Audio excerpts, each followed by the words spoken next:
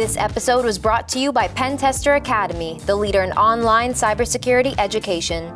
Join over 10,000 professionals from 90 countries to learn security online. Also brought to you by Hacker Arsenal, artillery for cyber warriors.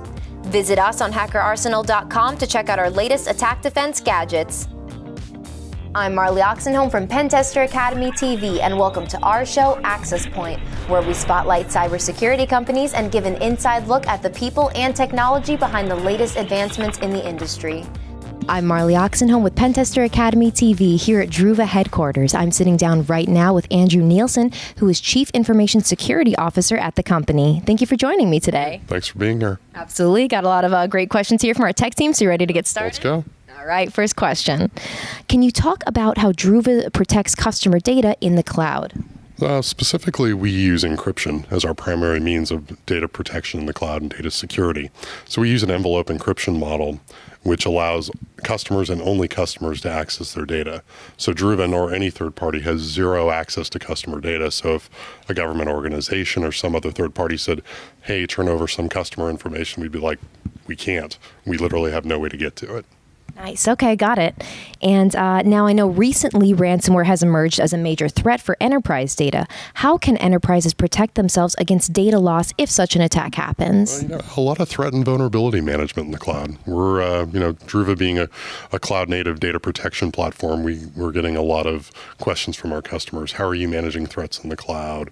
What are you doing to deal with vulnerability management? I mean, one of the things that we've done, we've gone through the FedRAMP process, which is the U.S. government's essentially cloud security framework, and we've got an authorization to operate. So that's one way that we've sort of proven, hey, we're taking threats in the cloud seriously. But just, really, how do you defend in the cloud? How do you defend against cyber attacks? How do you even defend against ransomware in the cloud? How do you make sure it doesn't infect your data that's in the cloud? And we'll keep seeing those trends going forward, I think. Yeah, absolutely. And now, are government organizations comfortable with moving their data into the cloud, in your opinion? They seem to be more comfortable moving it into. I mean, we're, as the only cloud data protection and management solution that actually has a FedRAMP ATO. We're kind of in a unique space where we deal with a lot of government agencies, both in civilian as well as some of the other more militarily focused ones. But there's definitely much more of a want to get to cloud, whether it's by presidential directive or it's just a mandate to reduce data center footprint or modernize IT services. So that trend's seeming to be on an uptick. Okay, got it. And now, can you talk about data security compliance in the cloud, and what should an organization planning to move their data into the cloud look for?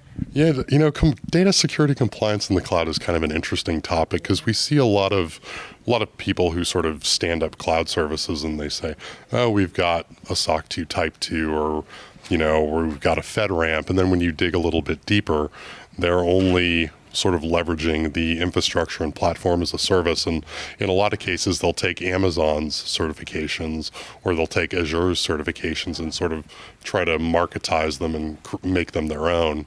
So if you're going into especially in the SaaS space, make sure your SaaS provider has a SOC 2 Type 2. If you're a government agency, make sure they have a FedRAMP or they're in process for a FedRAMP, and make sure they have, various audits and attestations like HIPAA, which is something that Druva does. We deal with a lot of healthcare and pharma.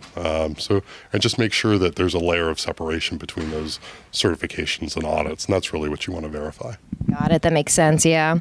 Now, can you give us an example of how you helped a customer move their critical data into the cloud and how this also enhanced their data security? Well, Druva has over 4,000 customers currently in the cloud with over 40 petabytes of management within our cloud service. So we've helped a lot of customers make that digital transformation, which is really more of a data transformation to the cloud where you're, because data's on mobile devices now. Data's on iPads and tablets, and it's not necessarily in the traditional data center.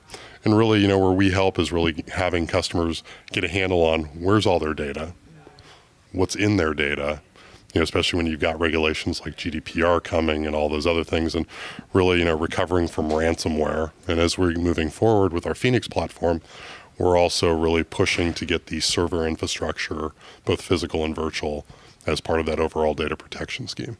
And now lastly, is there any other interesting things you'd like to highlight about the company or the product itself? Well, at Druva, we take security very seriously. And whether you're a private or public sector company or your government agency, we have a cloud data protection management solution that'll work for you.